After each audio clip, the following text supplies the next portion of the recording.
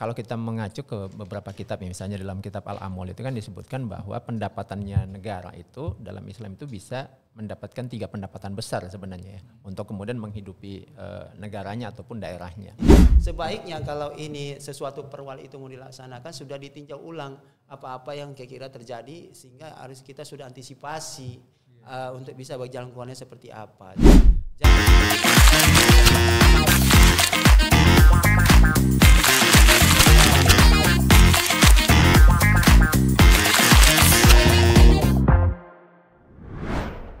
Masa jabatan beliau sebentar lagi sebenarnya kan, dekat ini.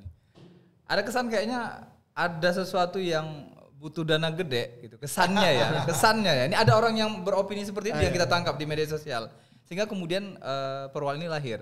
Kesannya seperti itu, sehingga ya tadi jadi akhirnya komunikasinya ke anggota dewan juga kurang dan dianggap semacam tidak ada ini ya kan yang prematur gitu. Ini tanggapan dari Bang Arab gimana nih sebagai seorang pengawal Kota Medan?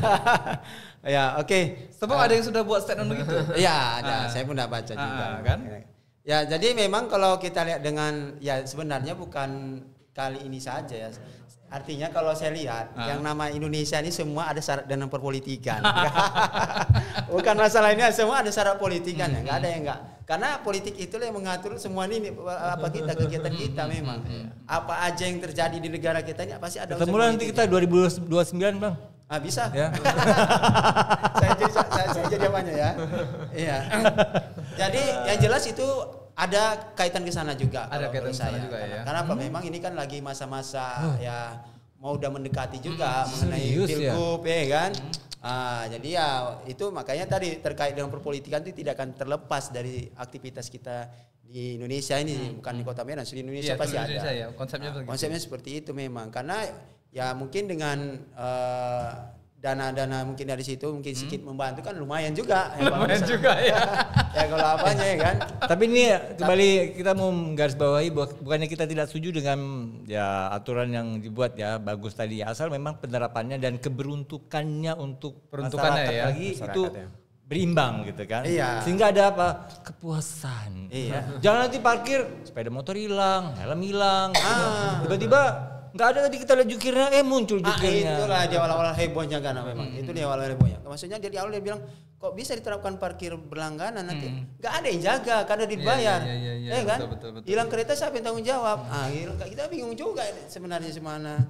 Ustaz, kalau ada tidak ke masyarakat ke peruntukan itu dianggap mudarat nggak sih sebenarnya? Mengenai parkir ini sebenarnya tadi kembali lagi ke tadi kan. Jadi saya melihat memang kan ada 2 tadi ya. Jadi satu meningkatkan PAD, yang kedua untuk menertibkan ya, seperti itu ya, menertibkan. Jadi kalau disebut apakah nanti akan memudaratkan atau bermanfaat bagi Kota Medan, menurut saya sih dari sisi konsep sebenarnya cukup bagus ya, cukup bagus bahwa ketika membayar parkir dengan stiker berlangganan itu cukup bayar sekali aja ya. Betul. Nah selanjutnya kan tinggal juru parkir itu tinggal lihat aja ada nggak stiker di kendaraannya atau tidak. Jadi betul. Sebenarnya sih ini dari sisi konsep ini efisiensi. Nah tinggal kemudian itu kan harus dipikirkan ke bawahnya lagi ya. Artinya banyak yang harus dipikirkan ketika dia sudah punya stiker. Berarti kan otomatis tidak ada lagi tuh tukang parkir yang selama ini jukir ya, yang ada selama ini yang kemudian menagih gitu. Nah konsekuensinya maka itu tadi bagaimana dengan keamanan kendaraan ya kan. Nah ini juga harus dipikirkan apakah ketika tidak ada yang menjaga lalu kemudian keamanan kendaraannya itu gimana. Nah itu lalu kemudian termasuk menyangkut penataan ya kan, penataan artinya ya ketika tidak ada juru parkir ya orang kemudian ya sembarangan saja meletakkan kendaraan dan seterusnya. Nah itu tadi kan sudah disebutkan bahwa akan ada yang jukir yang direkrut sebanyak 1.000 orang yang kemudian yang akan mengatur ya dengan gaji 2,5 tadi yang disebutkan di media. Nah ini juga mungkin bisa menjadi solusi, tapi sekali lagi itu memang butuh kejelasan bagi masyarakat. Nah seperti itu. Jadi sehingga masyarakat itu bisa tahu gitu ya. Jadi dengan pengeluaran yang dia berikan, benefit yang diterima itu apa. Nah seperti itu. Atau ini karena masyarakat Kota Medan ini memang karakternya memang sulit diatur sehingga ada peraturan dibuat ya sebenarnya sih masyarakat itu ketika dibuat aturan dan itu bisa memuaskan tadi ya poinnya, memuaskan Puas kebutuhannya lah ya, dan kemudian itu berlaku konsisten. Saya rasa masyarakat itu akan patuh saja untuk diterapkan aturan yang itu bisa bermanfaat buat mereka. Ada barcode Pak? Kalau ada barcode apa parkir Pak? Ada. Bisa kita urus? Ya, bisa urus. Oh diurus Pak? Barcode? Hah? Ya kalau memang nggak bisa berlangganan, biar parkir tempat lain aja. Oh, Sama Pak. Sama Pak. Ya, Harus berlangganan. Parkir Iya, berlangganan berlangganan. seluruh Kota Medan Bapak nanti parkir selama parkiran ini. Parkiran Kota Medan nggak apa-apa. Kita karena mau pesta aja datang kemari. Oh, iya. Kita bukan tinggal di sini itu. Oh. Tapi pesta. peraturan Pemko Medan. Bukan aja deh Pak. Iya. kalau enggak parkir di apa aja Bu? Parkir di mall, Nah, ini tadi yang kita sudah bahas ya. Ini yang kita- Ternyata benar ya, dari luar kota datang cuma hanya sekali belanja ya, kebutuhan tuh ada pesta di belakang undangan ya. Tapi diminta ya, nah itu. Jadi memang butuh sosialisasi ya yang tepat dan jelas kepada masyarakat ya, sehingga tidak tadi itu ya terjadi hal-hal yang tidak diinginkan kan. Iya, tapi pengen tanya juga nih ke Bang Harap, konteks yang namanya berlangganan itu kan harusnya tidak ada pemaksaan ya. Istilahnya orang cari market nih, ayo beli sama kami, kalau memang mau nanti kita kasih diskon, jadi berlangganan harganya jadi sekian. Ini jadi berasa tadi kayak dinas perhubungannya jadi sales ya. Iya. Sales beli gitu ya. Jadi gimana nih penilaiannya? Jadi kan memang tadi sudah Abang sampaikan juga di awal, tapi kita ngelihat kesannya orang yang berlangganan itu kan ditawarin gitu kan, mau berlangganan atau enggak, atau sekali-sekali aja. Tapi ini jatuhnya jadi pemaksaan, sehingga kemudian bagi yang dari luar kota datang ke Medan, kalau untuk menghindari perkara stiker tadi harus masuk atau mereka parkir di basementnya mall, mungkin seperti itu solusinya ya. Iya. Nah ini gimana nih tanggapannya? Ya, jadi kalau kita lihat dengan kejadian yang tadi kita lihat tersebut, bahwasanya ada dari luar kota masuk ke Medan, sehingga di sub tadi itu mengarahkan untuk berlangganan gitu. stiker. Kalau nggak mau, ya udah parkir di mall aja. Atau kemana pun Ibu kami datangi ya. Betul ya. Lagi lu lagi ya. Iya, jadi kalau kita lihat ya konsep berlangganan ini seperti Bang Jen bilang memang seperti itu dia. Makanya kan tadi kan di awal sudah disampaikan juga, ini sebenarnya dari sisi administrasi masih kurang.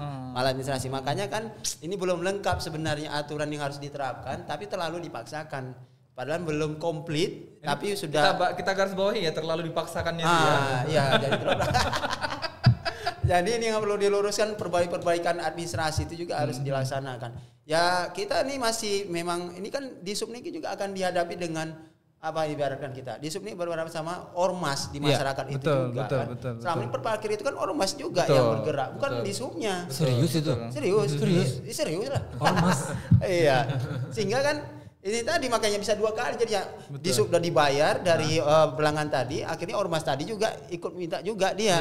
Makanya itulah tadi peran di sub itu harus paling tidak harus 24 jam juga dan jaga itu. Setuju. Kan? Berani nggak dia jaga itu dia? Benar.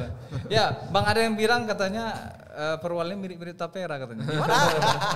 Mungkin kembali lagi kalau model Tapera sama juga, mungkin sama kayak ini juga asuransi tadi yang saya bilang. Isu terbaru. Isu terbaru yang asuransi diwajibkan. Kalau nggak saya tuber kan, nggak usah punya kendaraan. Bayar asuransi, bayar pajak semuanya ya. Nggak usah punya sendiri, tapi nggak punya sendiri kan. Iya. Jadi ya kita realitanya seperti itu kita lihat. Kita sebenarnya tinggal di mana ya?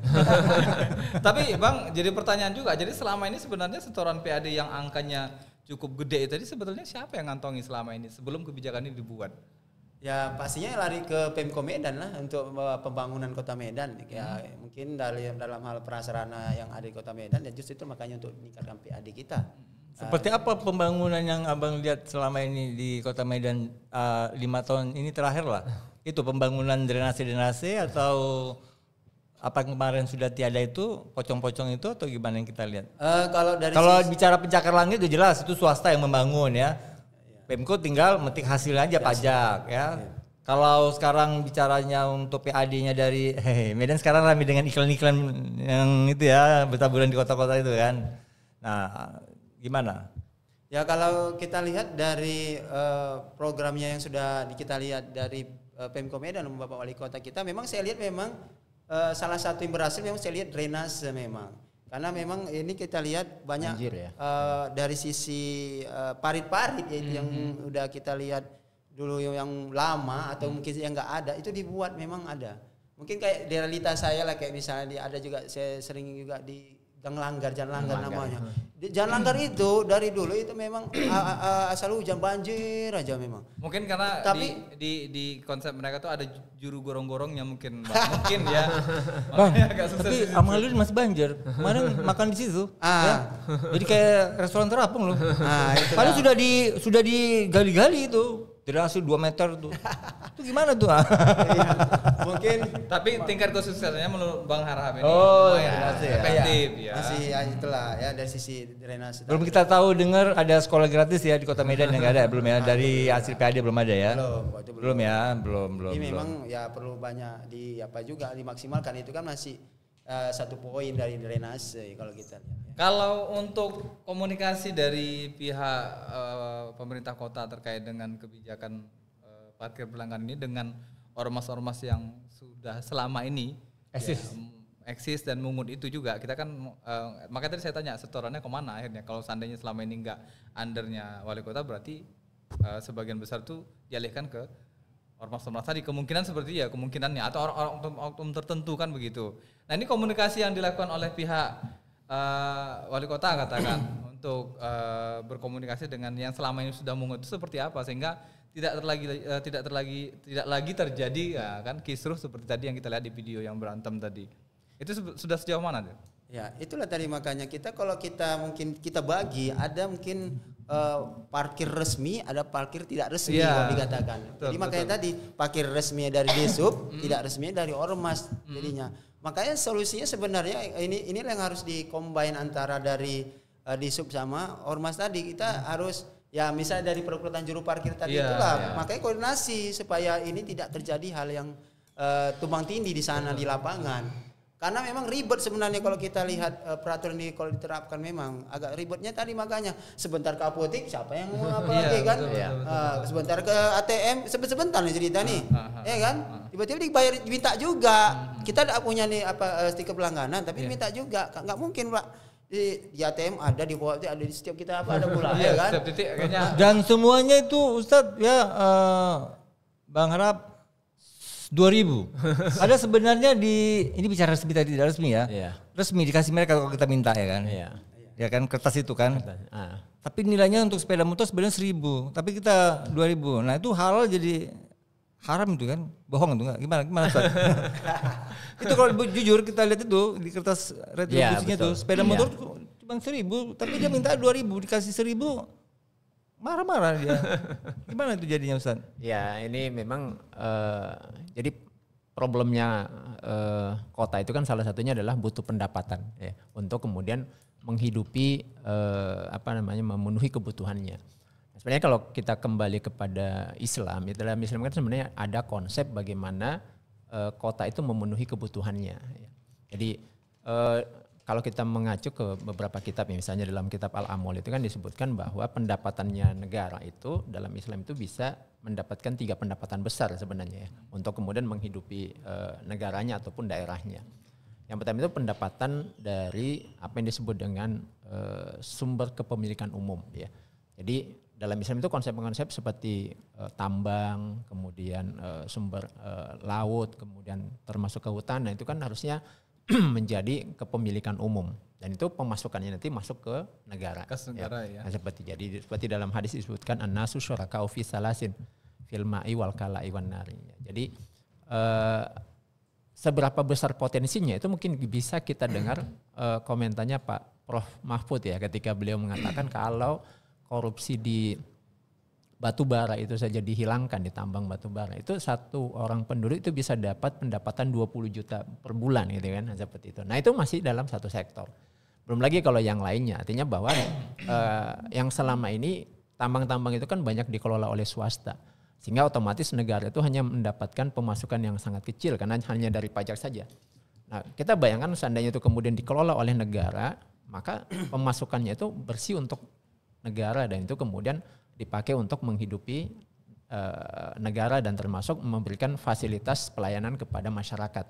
Sehingga tidak lagi mencari yang receh menurut saya tanda kutip ya. Ini kan parkir boleh dikata sumber yang receh sebenarnya bagi apa kan bagi negara. Ada sumber yang sangat besar yang sebenarnya itu bisa menjadi pemasukan bagi negara itu ketika negara ini mengelola seluruh tambang-tambang yang ada.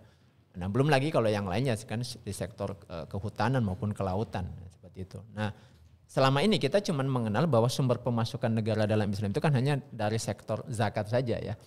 Padahal itu kan sektor yang kalau kita baca surah At-Taubah ayat 60 itu hanya untuk 8 asnaf dan itu semuanya adalah untuk muslim kan. Nah, sementara negaranya kan butuh menghidupi semuanya. Itulah kemudian harusnya dipenuhi dari situ. Nah, ini kalau menyangkut tentang bagaimana dari sisi sumber pemasukan negaranya ya. Dan itu nanti kalau ketika negara mengelola itu kan bisa artinya dari pusat itu kemudian bisa didistribusikan ke daerah, baik ke provinsi maupun ke wali kota maupun ke kabupaten. Itu yang pertama. Yang kedua menyangkut tentang penertiban ya.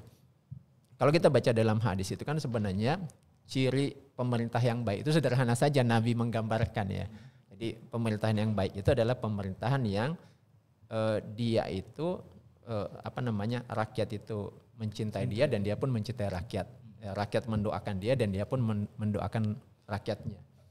Yang tidak baik sebaliknya tentu saja. Yang pemerintahnya istilahnya melaknat rakyatnya, rakyat itu melaknatnya gitu ya.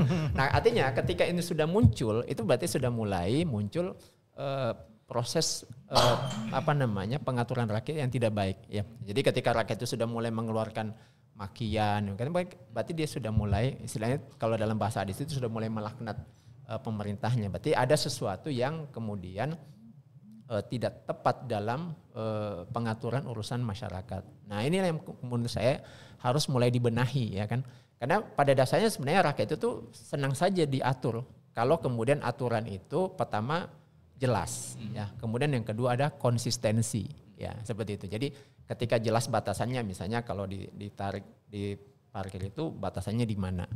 Kemudian itu tadi lagi ada konsistensi. Ya, makanya di sini kan menurut saya memang perlu di timnya Pak Wali ini membuat berbagai macam kajian kemungkinan terhadap peraturan ini, lalu kemudian membuat solusi-solusinya ya. Saya rasa tidak perlu terlalu kaku ya. Seperti misalnya orang dari luar kota hanya datang sekali. Nah kan bisa pakai solusi yang memang satu kali saja bayarnya sesuai kebutuhannya gitu kan, seperti itu. Jadi sehingga seperti tadi dikatakan Bang Juna, supaya ini tidak menjadi mudarat kan, seperti itu, supaya masyarakat tidak lagi melaknat pemimpinnya seperti itu. Kalau dalam skup yang lebih kecil, Ustaz, katanya konsepnya kan negara terlalu besar mungkin. Untuk wali kota sendiri lah, katakan seperti itu. Kira-kira sumber income pendapatan kota yang memungkinkan kota itu menjadi produktif sehingga tidak lagi menggunakan pungutan atau metode-metode yang mirip-mirip dengan pungutan, itu apa yang harus dilakukan? Karena kan nggak ada tambang tadi kan. Iya. Apa kira-kira yang mungkin lebih dekat gambarannya? Ya sebenarnya sih kalau sumber pemasukan itu memang selain tambang itu memang ada juga kepemilikan umum ya, yang itu dipakai oleh masyarakat secara banyak. Memang kalau pemerintah itu memiliki tanah atau misalnya bangunan atau semacam public service yang kemudian bisa disewakan, itu juga bisa menjadi sumber pemasukan yang diperbolehkan untuk negara ini. Termasuk kalau punya semacam BUMD ya, BUMD badan usaha milik daerah yang kemudian itu menjadi service ya bagi masyarakat. Nah, seperti itu. Sebenarnya di dalam Islam itu memang konsepnya akan ada suatu daerah yang memiliki potensi pemasukan besar tapi mungkin rakyatnya tidak terlalu banyak. Ya, jadi misalnya begini, Papua kalau kita lihat potensi emasnya itu kan luar biasa. Tapi kalau kita lihat jumlah penduduknya ya tidak terlalu banyak kan secara angka statistik. Dan harusnya sejahtera lah di sana dia seharusnya. Nah, yang itu pemasukan itu sebenarnya bisa didistribusikan kepada yang lainnya. Seperti itu. Konsepnya kan harusnya seperti itu. Ya, kenapa? Karena ini kan milik sebagai sebuah negara gitu ya. Jadi bukan hanya untuk satu daerah saja. Baik, Seperti itu. baik. Nah, mungkin sebagai closing statement dari Bang Harap ini apa nih? Mungkin saran-saran atau masukan yang mau disampaikan ke Bapak Wali Kota mungkin atau staf-staf di sebelah-sebelahnya terkait dengan kebijakan parkir berlangganan ini. Mungkin bisa dititip pesan juga bakal calon wali kota yang akan mencalonkan diri, apa kira-kira untuk mengatasi masalah parkiran di Kota Medan ini? Ya, sebagai salah satu sumber PAD kan, kita kan butuh juga nih masukan dari seorang pengamat ekonomi, ya, biar agar lebih clear Medan ini menerima masukan dari semua pihak. Kameranya sebelah sini Bang, silakan. Oh ya. Oke. Terkait dengan perkembangan saat sekarang ini dengan retribusi parkir berlangganan yang diterapkan Pemko Medan, ya, tentunya sebenarnya niatnya baik. Ya, untuk tadi itu juga disampaikan oleh Ustadz juga salah satunya juga untuk mengatur para juru parkir salah satunya juga, dan satu yang utama adalah untuk PAD Kota Medan. Tapi tentunya inilah tadi harus jelas dengan adanya masalah ini jadi pelajaran untuk bisa dievaluasi. Sebaiknya kalau ini sesuatu perwal itu mau dilaksanakan sudah ditinjau ulang apa-apa yang kira-kira terjadi sehingga harus kita sudah antisipasi untuk bisa berjalan keluarnya seperti apa. Kalau menurut saya tentunya di mana ketika ini diterapkan gimana ya, sinergi antara Dishub Pemko Medan ini bisa bekerja sama dengan mungkin yang fakta di lapangan. Iya. Jadi tidak ada tumpang tindih. Takutnya kalau hanya kita libatkan Dishub saja, terakhir di lapangan beda lagi orangnya. Sehingga tadilah terjadi cekcok gara-gara istilah kita 2000 cuman, tapi berantemnya gara-gara itu berantem 2000 nggak apalah 2000 kok kita katakan. Untung nggak bunuh-bunuhannya. Gara-gara itu bisa jadi bunuh-bunuhan Bang, itu takutnya kita karena itu tadilah orang kan kita Tolong tipis iman ini ya, bukannya tipis kuping ya. Nah itulah, apalagi dengan pelayanan tadi cara menyampaikan mungkin kurang pas, kan bisa memancing emosi orang juga. Ini yang sedih kita tadi gara-gara 2000 terakhir jadi bentrok, padahal miskomunikasi sebenarnya ini kan terjadi di lapangan. Makanya inilah harus jelas pimpinan kita ini wali kota harus jelas bagaimana menyelesaikan masalah ini. Meracik itu semua ya. Meracik itu semua. Makanya bagaimana kombinasi antara Dishub dengan fakta di lapangan itu juru parkir yang ada mungkin di sekitar stakeholder itu iya, makanya ormasnya lah mungkin bagian situ juga kan. Harus bisa satu meja juga mereka itu kondisinya seperti apa karena supaya tidak ada tumpang tindih nanti ketika terjadi di lapangan tersebut. Baik. Mungkin dari Ustadz Yusran sebagai closing statement apa nih himbauannya kepada pemimpin saat ini di Kota Medan dan juga kepada masyarakat nih agar kemudian kebijakan ini tidak menjadi semacam suatu hal yang malu kali ya, masa ngatasi perparkiran nggak bisa, gimana memimpin yang lebih besar lagi kan itu kan catatannya kan. Iya, jadi memang sebuah kebijakan itu kan akan diterima oleh masyarakat kalau dimulai dengan sosialisasi yang bagus, seperti itu. Jadi kita tahu bahwa masyarakat sekarang kan sudah terbiasa dengan konsep parkir yang lama ya. Jadi ketika akan diterapkan yang baru maka butuh yang namanya sosialisasi. Ibarat kita sudah terbiasa lewat di sebuah persimpangan misalnya kan, tiba-tiba besok kita muncul tanda di situ dilarang belok kiri misalnya kan, yang selama ini mungkin orang biasa belok kiri langsung. Iya betul. Tiba-tiba dipasang di situ dilarang belok kiri, lalu kemudian ada petugas yang berdiri lalu menangkap siapa yang lewat situ. Nah, betul. Kalau kemudian tiba-tiba diterapkan seperti itu, maka pasti masyarakat akan kesal ya kan. Nah, tapi kalau kemudian ada semacam sosialisasi ya, misalnya dalam 1 minggu itu kemudian ada semacam spanduk atau apakah pemberitahuan bahwa akan ada perubahan jalur gitu ya, rambu-rambu perubahan jalur, dan ini masa uji coba dulu ya selama 2 minggu atau 1 bulan sebagai bentuk sosialisasi. Nanti baru setelah itu kemudian ada ya misalnya semacam penertiban atau hukuman kalau yang melanggar. Menurut saya ini perlu pengkondisian lah ya ketika kemudian ada sebuah kebijakan baru. Nah, termasuk juga kejelasan masyarakat tentang itu tadi batasan-batasan aturannya, lalu kemudian apa konsekuensinya, termasuk ya tadi itu hal-hal yang akan berkembang ya. Ketika misalnya kebutuhan orang hanya 1 kali, lalu kemudian setelah bayar itu, ya. Jadi memang sebenarnya sebuah kebijakan itu sudah bisa diantisipasi apa yang akan muncul dari kebijakan tersebut, problem turunannya. Ini termasuk pemikiran ke-6 nih. Iya, termasuk mengantisipasi bagaimana solusinya. Nah, saya melihat memang juga perlu pihak pemerintah yang akan berhubungan langsung dengan masyarakat ya, terutama di Dishub lah ya. Bagaimana membuat komunikasi yang enak lah dengan masyarakat sehingga kemudian Medan ini jangan lagi terkesan kreak gitu ya. Atau main ini aja, main usir aja kan, suka atau tidak suka ya sudah, cari tempat lain dan sebagainya. Saya rasa perlu bahasa yang lebih bagus lah ya, sehingga kemudian kita ini kan bangsa yang beradab ya, sehingga kebijakan itu bisa melahirkan kenyamanan, ketenangan dari masyarakat. Nah kalau itu sudah dirasakan oleh masyarakat, maka akan muncul masyarakat itu akan feedback yang baik ya kan, dia akan merasa senang, terpuaskan dengan kepemimpinan yang ada. Nah, seperti itu.